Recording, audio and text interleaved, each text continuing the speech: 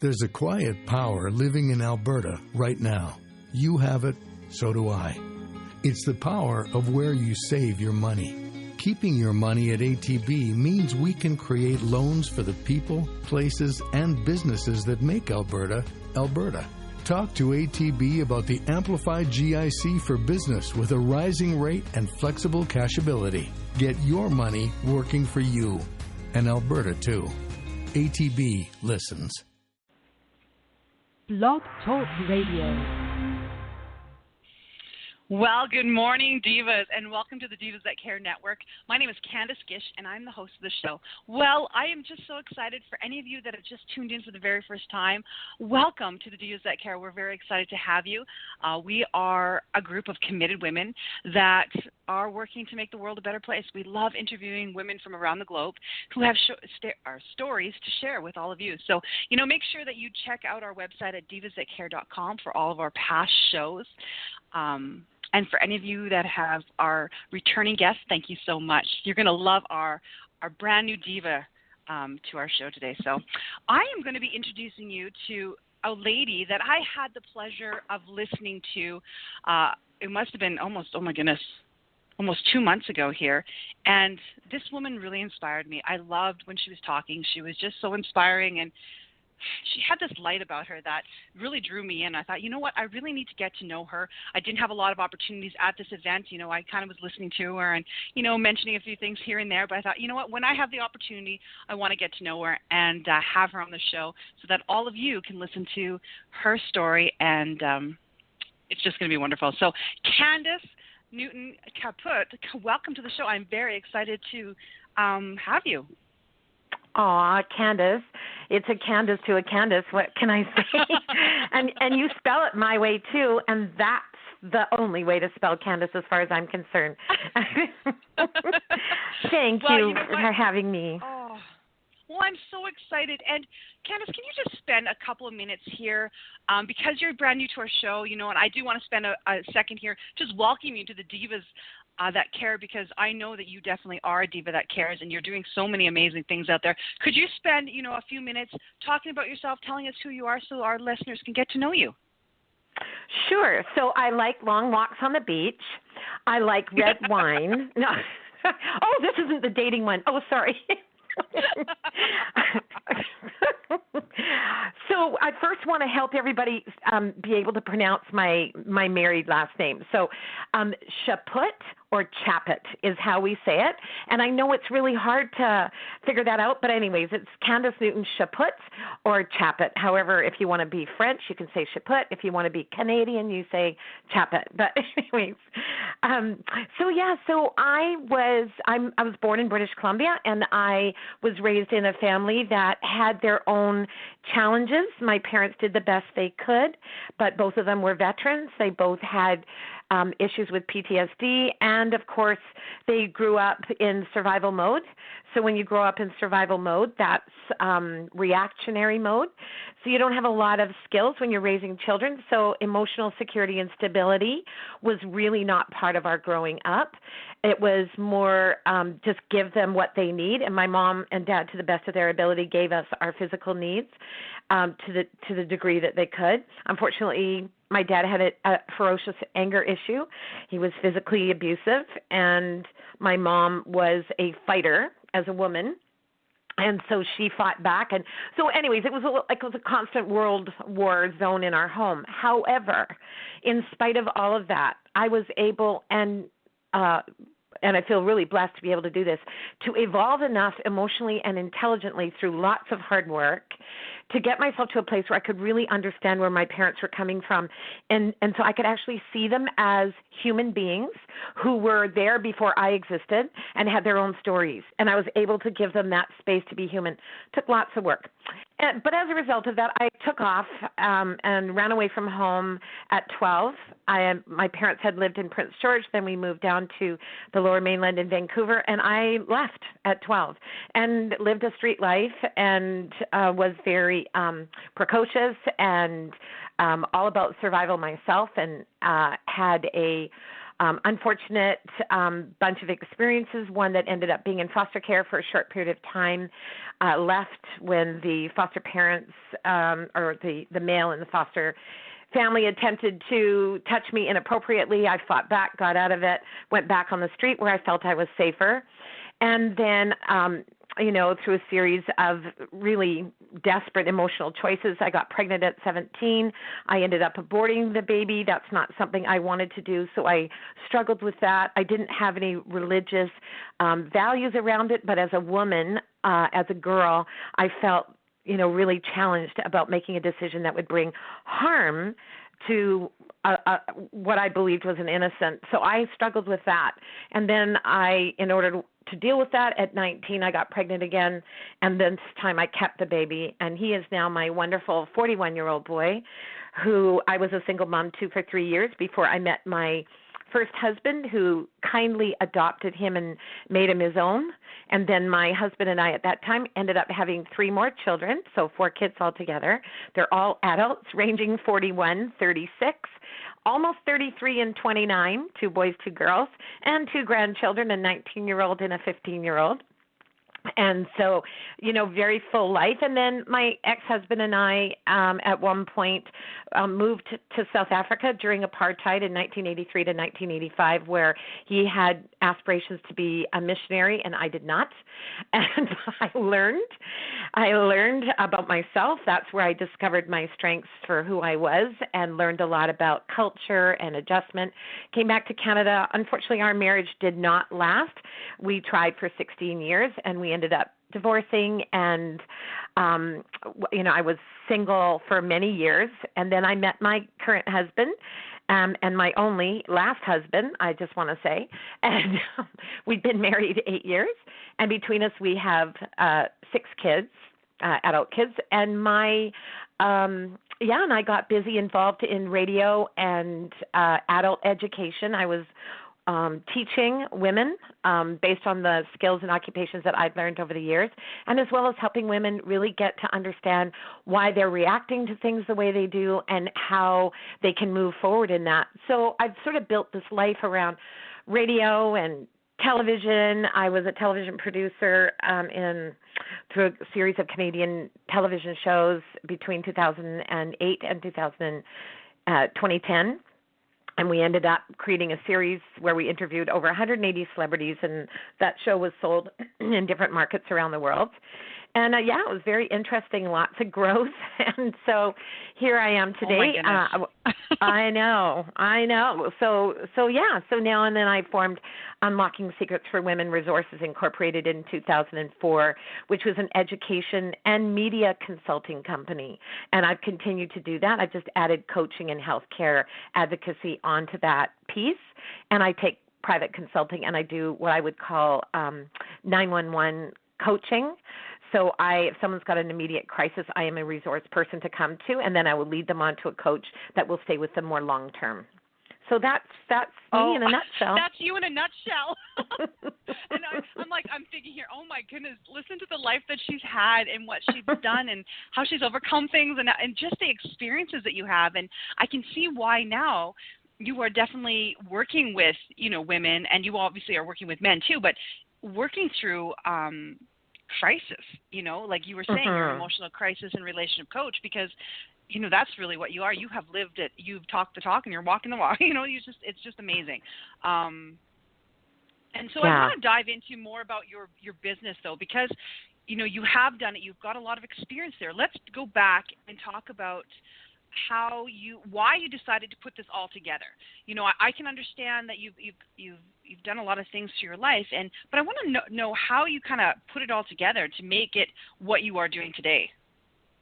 Thanks. So, like anybody, I didn't have this recipe and these steps to follow. I stumbled into it. I basically, and for those that are listening that are wondering, I want to just add this. Nobody comes up with this great plan and then executes. What happens is you think, I've got something, I need to do something, and you take one step at a time, and you sometimes have to step back and step forward, but you just keep moving with what you believe in your heart is right for you. And that's the best thing. So what happened to me was I was actually teaching adults in colleges, and my classrooms, it was a work-related occupation. It had nothing to do with, emotional things. But these women, their ages were between some as young as 18 and some up to 60 years old, and they were coming back to school, a lot of them. So they had children and homes, and some were, single again or going through divorce.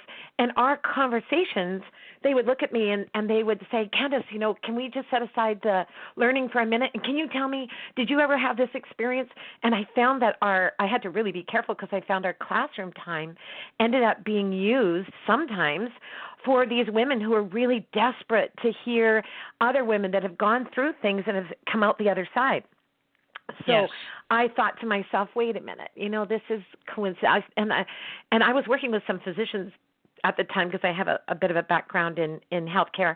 I was working with some doctors, and a doctor came to me and he said, I want to do a radio show and help women. And I said, oh, what a great idea. So we went to a local radio show. This was before I got my company started.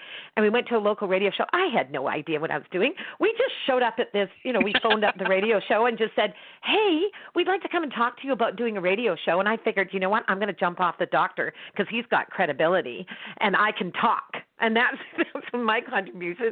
So we went to this meeting, and the radio, company, which is a local, well-known radio station here, educated us. Yeah, you can have radio time. You can buy the advertising time. So through that, I never sold anything in my life, but I got this idea. I wonder who would be interested in hearing about what this doctor had to offer. He was a gynecologist, and he was interested in offering things for women from emotional support right through to surgical procedures. And I thought, oh, this is great. So I thought, I wonder who. And I came up with these ideas of, let's see, Johnson & Johnson and Procter & Gamble. And, those are big names. And I just cold called these people and said, we're thinking of doing a radio show. And I had no idea that people just didn't do things like that. But I just did what was natural for me. And I think they just thought, wow, this girl has, a set of, what? And they met with me, and they're like, sure, we'll pay for, advertising on your shows. So we sold, are you ready for this? 8 out of 14 shows in less than 7 days the week before Christmas. And just by picking up the phone and telling them what we wanted to do. And then the doctor and I went to we were thinking about writing a book that would go along with the show. We were just sort of thinking outside the box, and this was in 2004. We went to a writing course, and one of the literary agents from New York was there, and he challenged us to come up with a title for a book. And I was, thinking, Unlocking Secrets for Women. I think that's what we should do. And he just thought that was silly. The doctor did. But we went to the literary agent. He goes, that's the best thing I've ever heard. So anyways, long story short, the doctor dropped out because he was too busy, but he did become a guest on my show. And I took that name, and through some great other women mentors, they helped me to incorporate that, and it became my company name. And from there, I took the education from the classrooms that I was doing, and we put it on air. And I then realized I was able to mass talk about women's challenges and be able to give that advice across the airways. So that's how that started. Oh, that's basically, wow. Yeah. That's beautiful. What a beautiful story. It was challenging, but, part of my beautiful courage is just flat out ignorance. If you don't know that you shouldn't be doing something, you don't know. Well, yeah, you understand that's how it works. And I think women think there's a big mystery around it. It's some secret thing. You get some big inheritance. Somebody comes along, you're walking down the street, and someone taps you on the shoulder and says, I think you should start your own business, and here's the money. It doesn't work like that. No, it doesn't work like that. It works just like what I said. You're sitting there going, I have a problem. How do I find a solution? And you use your own skills and education and resources to come up with that solution. And I love what women are doing today. They are so brilliant. Yes. They're like starting businesses they're so creative. And they're just thinking, I'm going to make this little doll for my little girl to build her self-esteem. And next thing you know, it's a $20 million business. because she's tapped into that same heart that other mothers have. So women can do anything they want. People can, but women in particular can. Yes. If they can just find the courage to just realize all I need to do is take one tiny step at a time, just one tiny one. And I think you've kind of hit the nail there, because now women are starting to there's more and more women starting to do things, but I think it's because of women like yourself and that are mentoring and teaching women that they can do it. I think there was a lot of fear in the past, and people are definitely becoming more and more comfortable within themselves. And and it's funny, I always think that as women, as we get older too, we have more, we're just more in tune with ourselves, like I think that you're talking about too, and we have more courage, and we have that attitude, like we can do anything. Well, like, you know what? Just keep going. Yeah, well, and that's the thing. And whether it's business or personal, no matter what it is that we're dealing with, we all actually, every human being has the same set of challenges. We all have fear. We all have insecurity about ourselves, every one of us. And anyone who says they don't is not on the planet, I'm telling you right now, because it is a human condition. And I think the biggest piece, if women can understand, and particularly women will be listening to this, if they can understand that I have my fears and insecurities, I have my doubts, I question myself, I have faced people look right at me and say, you're nuts, and we're not going to work with you. I've had professionals look at me and say, forget it, you are a nut bar. And to have those same professionals turn around and come to me afterwards and go, wow, we didn't have your vision, like we couldn't see what you were doing. And it's very important that women come to that place in themselves where they don't need validation from other people. And I think that's the hook that we find ourselves tripping over, is we think, we've got unfinished business from the past. We need to do our work to seal up those little holes in our soul so that we can then be our own best friends. I wrote, when I started Unlocking Secrets for Women, someone was asking me for a mission statement, and I do have one, but there was something that I wrote that I felt was more in line with what I was doing, and it was this quote. It says, fear nothing but to betray yourself. For if you lose your best friend, who will watch over you? And I really used to, in my classes, tell women, I'd like to introduce you to someone, and they'd look around. I go, yeah, no, take your right hand and grab your left hand and introduce yourself, because that is the person that's going to help you. In fact, that's the person that's supposed to help you. And, and it doesn't mean that we don't have others for support, because if I was a surgeon, I could not operate on myself. And it doesn't mean I'm less than because I can't. It means I'm human and we're interdependent on one another. But I can still, emotionally speaking, have emotional needs and feel weak and insecure and have hurts and wounds, because we're all living in an imperfect world that's just the way it is. But if I saw my emotional wounds the same as I saw myself as a surgeon with an organ that needed to be removed or something to be repaired, I would not feel ashamed going to my fellow surgeons and asking them, can you help me? I can't knock myself out. I can't, freeze my body, and I can't take my, appendix out. Can you do it for me? You are not less than. You are recognizing where you have your strengths and where you need to ask others to give you that support while you submit yourself to a healing process. And I think a lot of people feel that asking for help is either weakness, or they're so dependent on other people to help them that they atrophy their own emotional strength. So I think if we understand that we are our own best friends, that when I take charge of my emotional life, part of that is saying, you know what, Candace, you were really rude to that person today. You know you are, because you felt really grumpy. So you need to find out what is behind that. We'll apologize, and that's great. You apologize. You go humble yourself and say, you know what, I had a bad attitude. I don't even understand why I did, but you didn't deserve that. Can you please forgive me? And then you take care of that, and then you come back and you lovingly say to yourself, Candace, what is going on with you? What are you feeling right now? And to deal with that stuff. That is where your power is. Because when you're strong inside and you've got yourself, you're like, I'm taking care of myself. I call it not peeing your pants. If you really want to see humor, I used to say to my students, who knows when you have to go to the bathroom? And they would look at me and they go, well, my husband would, because I'm holding myself and trying, crossing my legs. And I'm like, yeah, you don't understand. Who's the first person to feel that? Well, you are. So whoever feels it first, that's the person that has to own responsibility for it, including feeling bad about yourself and all of those things. That's an inside job that came from inside. And you got to figure out what is the truth of that? Why do I feel that way? Why do I see myself this way? That personal work is a day-by-day basis. It's emotional maintenance. It feels like it's a lot of work, but it's actually liberating. Because I know then it doesn't matter what someone else says to me. It's how I choose to hear it.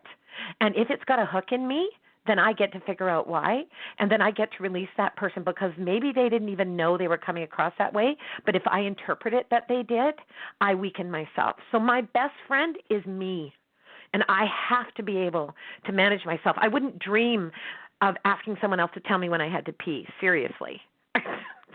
I just wouldn't. You know what, Candace? And I love that analogy because isn't that the truth? Like we don't even realize that half the time, do we? But if we understand ourselves a little bit better. So I'm going to ask you because a lot of women are probably like, oh my gosh, like this has probably hit them really hard, what we're saying right now. Okay, so let's back up. How does a person how can they start? Like you've talked about it. Like, okay, so now these women are like opening their eyes to understanding this. How can they get started right now doing this? How in their can they self-care, be like, okay, in their self-work? In their self-care, yes. So I think the biggest thing is that we have to lead with compassion. We really need to tell ourselves that we must have compassion for ourselves. That is so key because compassion removes fear. Then I'm not afraid. I'm being kind to myself. I'm being compassionate. I want to look at why I'm interacting incorrectly with people, but it has to start with compassion. And I want to say that this is something I really identified when we were all together as a group. Someone had said something, and I challenged it. I went, nope, that is BS, BS, BS. So what I heard was, I always treat people better than I treat myself. I call BS on that. You cannot be two different people. So while you have put on a front of how you treat other people, inside your heart, you're just as ugly to them as you are to you. You just don't admit it. And I'm telling you that you cannot be two different people. So the big starting point is to say, okay, all right, how do I feel about myself? I would literally be taking a journal. I think you have journals, so I think this would be really good. Take a journal. And I would write in there, how do I really feel about me? And this is for your eyes only. And maybe some people can only write one thing down at a time because it's so overwhelming. I hate myself. You could start by writing, I hate myself. And then you just put that aside. And then you just say, I'm not going to judge that statement. I'm going to become curious about it. And maybe I don't want to look at it right now because it hurts too much to even make that statement, I hate myself, but it's how I really feel. I'm going to close my journal. I'm going to come back tomorrow, and I'm going to flip that page, and I'm going to peek at it. And I'm going to go, oh, yeah, that's how I feel. And I'm going to close, and I'm going to go, I'm going to become curious about that. Curious. I'm curious about why someone would hate themselves. So let me think about it. And then allow yourself to what I call lift up the blinds slowly. When you're in a dark room, and you're in a dark room when you are in denial of how you feel, it just is. You're in a dark room. And when you decide to turn on a light, imagine just flipping the light on, you're going to get a reaction. Whoa, that's so bright. So you just introduce that light a little bit at a time, little bit at a time. You're gentle with yourself. You're compassionate with yourself. Because when you are gentle and compassionate with you, it spills into others. You will then be gentle and compassionate with them. If you're rough and harsh with yourself, I promise you, you are rough and harsh with other people. A book I want to recommend, and I just want to tell you right now, Dr. Stephen Stosny out of the United States, and it's Steven, and then Stosny, Stosny. He is, I call him the compassionate psychologist. I love his book. He has a book called Soar Above, and it's using the most profound part of your brain under any kind of stress. He helps understand the genesis of why we react emotionally, why we get into that headspace. And so I've used resources. I will grab any resource I can, but I start off by one tiny little statement that reiterates itself through my head. And I've said I hate myself. I've had times in my life where I said I hate myself. And then I've like, it hurts to say that. Why am I saying that? Why am I so judgmental with me? And if I'm judgmental and I hate myself, I know compassion isn't reigning. And I need compassion to move forward. Nobody moves without compassion. It changes you when you have compassion. So that's where I would start. Even if it hurts a little bit, just look at it, peek at it, put it down, come back again, and get curious about it. Thank you for that. Thank you. Last minute thing I want to ask you is, how can our ladies get a hold of you if they want to, work with you? You have an amazing business. How can these women work with you? Thank you. So I'm pretty selective. When I mean that is that I would never turn anybody away. I would help anyone. If I wasn't the source, I would direct it to someone who I thought was. But it's unlockingsecrets.com is my website. And there I have a little tab called coaching. And the information to get a hold of me is through that. They can, I'm on top of it. I will respond very quickly. If I'm not the person to help, I will direct you to people that can be a resource for you. And I schedule my time in a way that I don't monopolize my own time and burn myself out, because I don't want to be ineffective for people. So they can get a hold of me on my website right there. And we can determine then what those sources are, because it's not just coaching, it's also healthcare advocacy. Being my background in healthcare and having a lot of connections in the medical field, I can help maneuver around some challenges people are having with their healthcare connections, and also media. I do media consulting. I have a large network throughout North America of media connection, and I'll also be really honest with you. No, you're not going to be the next Oprah, because there's only one, but you can be the best you can be. And then educational consulting as well, if there's organizations that are looking to create educational resources. Those are things that I do as well. Oh, I love it. And we're going to be posting all this information on all of our social media links so that you guys will have that, and you can pass it on to the people and the women in your lives that know that are going to really love it and need it. And as I was mentioning in the beginning of our show, all of our shows are recorded, so you can take this show afterwards and send it to your friends and family too. Well, Candace, you know what? It was such a pleasure having you on. Thank you so much for everything that you shared with our listeners today, and I hope that you'll come back on the show again soon. Anytime you like. And Candace, thank you for the work that you're doing, and thank you for being that vessel to allow the opportunities for women to have a voice, because without your vision and your desire and your courage to step out into areas that you weren't comfortable with, you've created a pathway now for other women. So thank you for what you're doing. Oh, thank you so much. It's a pleasure, and it's a wonderful pleasure to get to know you. And I know all of our listeners are going to love getting to know you also. And I bet you, just listening to you, they're probably in awe of you, like I was at our last event together. So thank you again.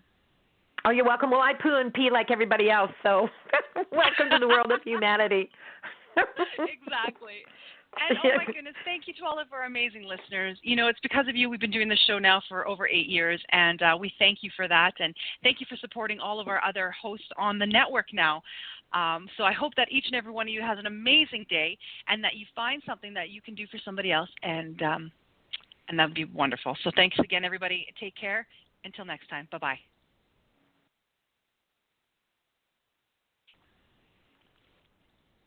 So, when was the last time your bank gave you up to $45,000 and said, "Here, go do something you've always wanted to do"?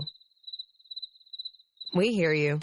That's why ATB is giving away up to $45,000 every month, and all you have to do is make deposits.